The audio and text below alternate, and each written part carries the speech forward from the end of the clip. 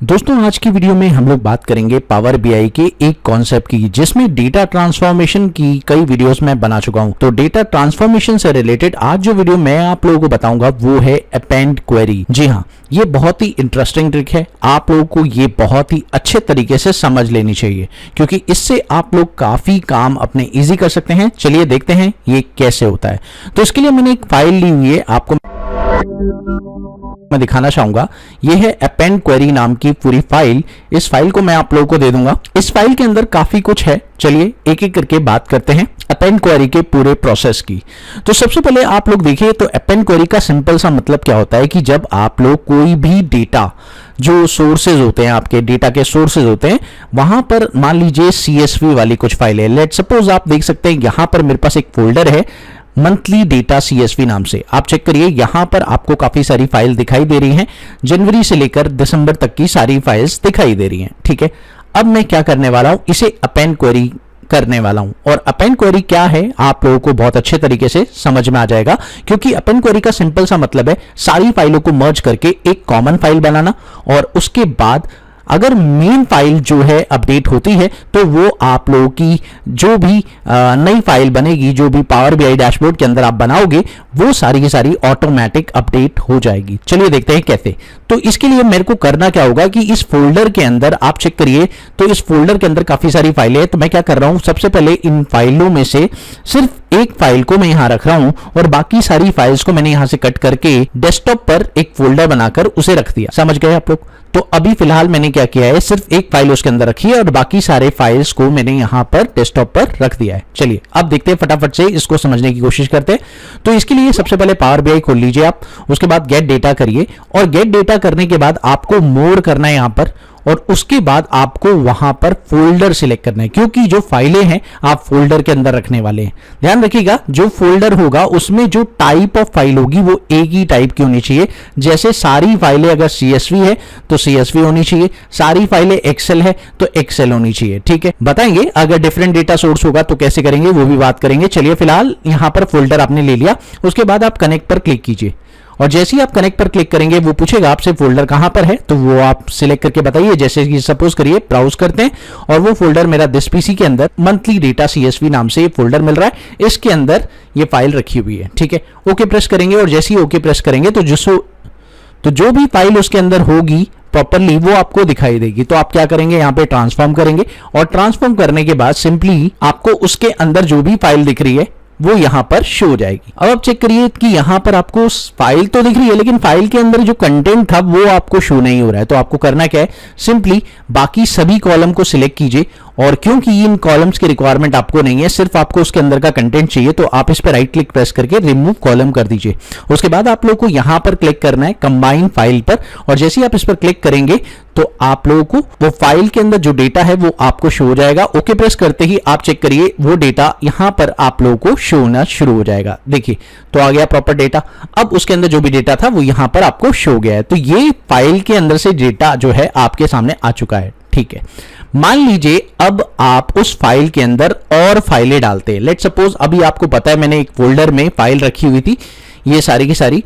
Let suppose अभी मैं यहां पर ये 3 महीने की फाइल उठाकर कट करता हूं यहां से, और अब मैं उस फोल्डर के अंदर जो कि मेरा ये फोल्डर था मंथली CSV वाला, इसमें मैं पेस्ट करता हूं।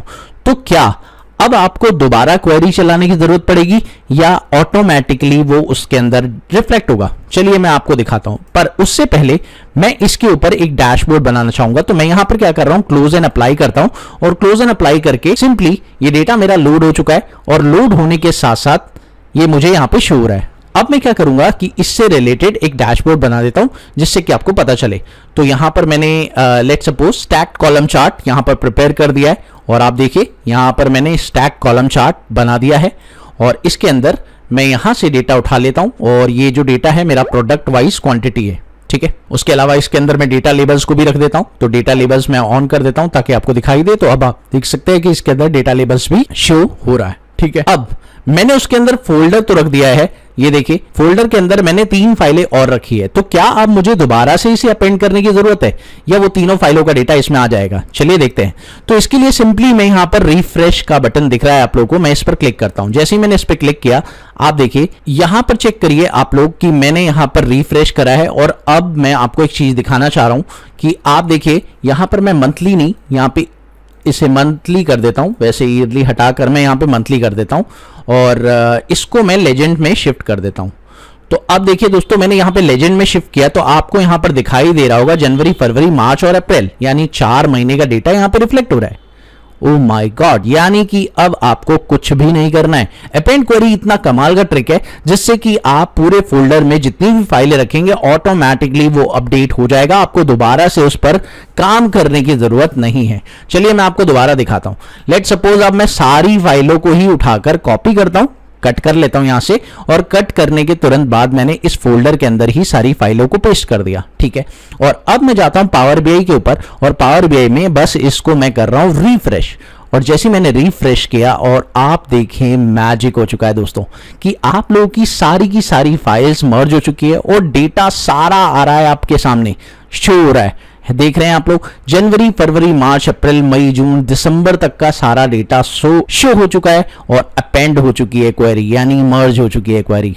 समझ गए आप लोग? तो ये एक तरीका था जिससे आपने समझा कि आप अपेंड कर सकते हैं। चलिए मान लेते हैं ये तो एक तरीका आपने समझ लिया। अब बात करते हैं कि अगर आपका जो फाइल है वो 2 तरह का हो। लेट सपोज एक CSV वाला फाइल हो। आप देखिए इस फोल्डर के अंदर जितनी भी फाइलें थी वो सारी की सारी CSV फाइल थी, ठीक है।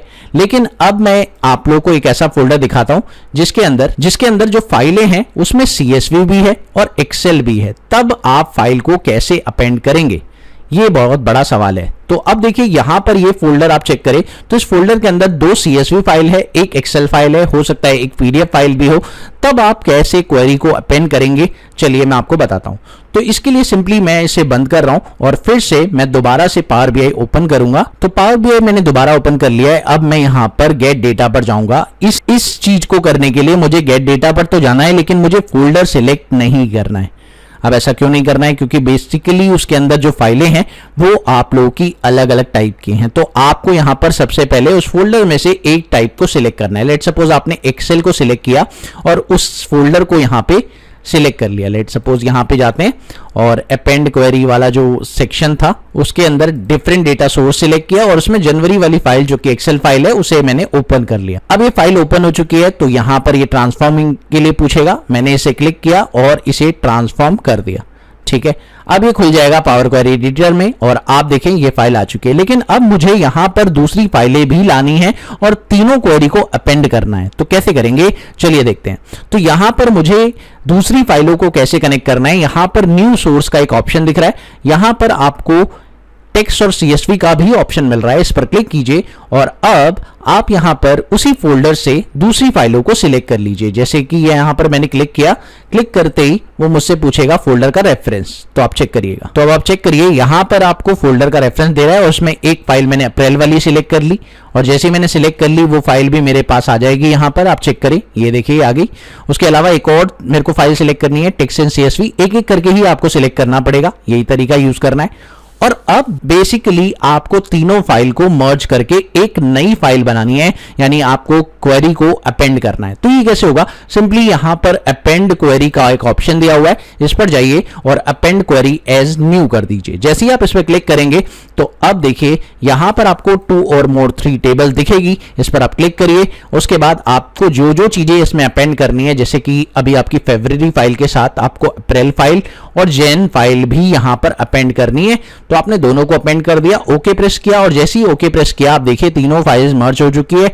अब आपका सोर्स आ चुका है और आप इसे नाम दे दीजिए और अब आप इस पे रिपोर्ट बना लीजिए। तो मैंने इस पर रिपोर्ट बनाना है, उसके बाद आपका डैशबोर्ड तैयार है। और अब अगर कोई भी जाता है इस फाइलों में अपडेट करता है, यानी जनवरी वाली फाइल में कोई चेंजेस होता है, अप्रैल वाली फाइल में कोई चेंज होता है, तो क्या ये ऑटोमेटिक अपडेट होगा? तो चलिए मैं आपको दिखाता हूं। तो यहां पर मैंने अप्रैल वाली फाइल को ओपन कर लिया है यहां पे एक्सेल में, और एक्सेल में ओपन करने के बाद आप देखिए यहां पर जो है इसका क्वांटिटी आ रहा है कुछ, मैं इसका क्वांटिटी 45,000 कर देता हूं और इस फाइल को कंट्रोल एस के साथ मैंने सेव कर दिया और अब मैं इसे क्लोज कर देता हूं।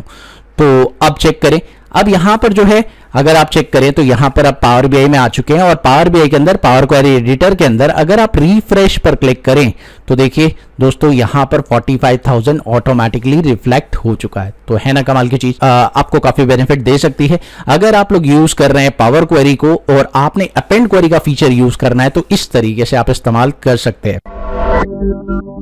अच्छा दोस्तों, चलिए बात करते हैं तीसरी ट्रिक की, जो कि अपेंड क्वेरी की एक और ट्रिक है।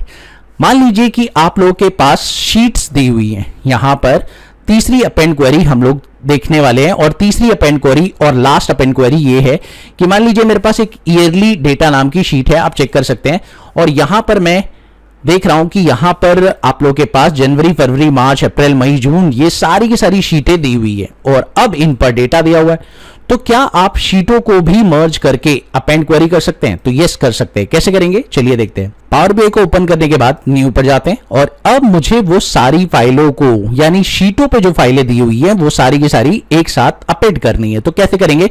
गेट डेटा पर जाएंगे, एक्सेल फाइल सिलेक्ट करेंगे और वो एक्सेल फाइल मेरे पास ये रही, ईयरली डेटा नाम की शीट है। इसे आप सिलेक्ट करिए, ओपन करते ही वो आपको दिखाएगा वो सारी शीटें जो उस पर हैं। तो यहां पर आप उन सभी शीटों पर टिक कर दीजिए, बस आपको टिक करना है। तो टिक करने के तुरंत बाद आपको प्रेस करना है ट्रांसफॉर्म, और जैसे ही आप ट्रांसफॉर्म पे क्लिक करेंगे पावर क्वेरी एडिटर आपके सामने ओपन हो जाएगा। अब दोस्तों यहां पर आपको एक नई क्वेरी बनानी है जिसके अंदर ये सारे के सारे जो टेबल्स है, जो फाइलें हैं वो मर्ज हो जाएंगी। तो यहां पर फिर से वही कॉन्सेप्ट आपको करना है, अपेंड क्वेरी एज न्यू। आप जैसे क्लिक करेंगे उसके बाद आप लोगों को यहां पे 3 और मोर टेबल का ऑप्शन मिलेगा। यहां पर आपको मई, मार्च आपने सारे के सारे सिलेक्ट कर लिए, ठीक है जी। तो यहां पर 6 फाइलें हैं और 6 फाइलें ही आपने सिलेक्ट कर ली हैं और अब ओके प्रेस करिए, और जैसे ही आप ओके प्रेस करेंगे तो आपकी क्वेरी जो है अपेंड हो चुकी है और अब इस क्वेरी को नाम दे सकते हैं आप मर्ज, सिंपल। तो ये एक तरीका और था जिससे कि आपने फाइलों को मर्ज करके एक फाइल बनाया और आपको काफी बेनिफिट मिला। अब इस फाइलों में कोई भी अपडेट होगा, अगर उन फाइलों में उस ईयरली शीट वाली फाइल में कुछ भी अपडेट होता है तो ये ऑटोमेटिकली इसमें अपडेट होगा, और जैसे ही अगर आप इससे रिलेटेड कोई डैशबोर्ड प्रिपेयर करते हैं तो वो उसमें भी अपडेट हो जाएगा। देख रहे हैं आप लोग, तो ये सारे के सारे टोटल जो प्रोडक्ट्स थे आपके, सारे प्रोडक्ट्स यहां पर मर्ज हो चुके हैं। मर्ज फाइल के अंदर अप्रैल का हो, जनवरी का हो, मार्च का हो, सभी का डेटा एक साथ मर्ज हो चुका है। उम्मीद है कि आप लोगों को अपेंड क्वेरी के बारे में काफी कुछ क्लैरिटी मिली होगी और आपको ये 3 ट्रिक अपेंड क्वेरी से रिलेटेड समझ में आ चुकी होंगी। अगर आपको वीडियो पसंद आई तो प्लीज इसे लाइक शेयर कर देना, चैनल पर नए हो तो सब्सक्राइब भी कर देना। मिलते हैं अगली वीडियो में एक और नई अपडेट के साथ, तब तक के लिए देखते रहिए, सीखते रहिए गाइड ऑफ मैथ।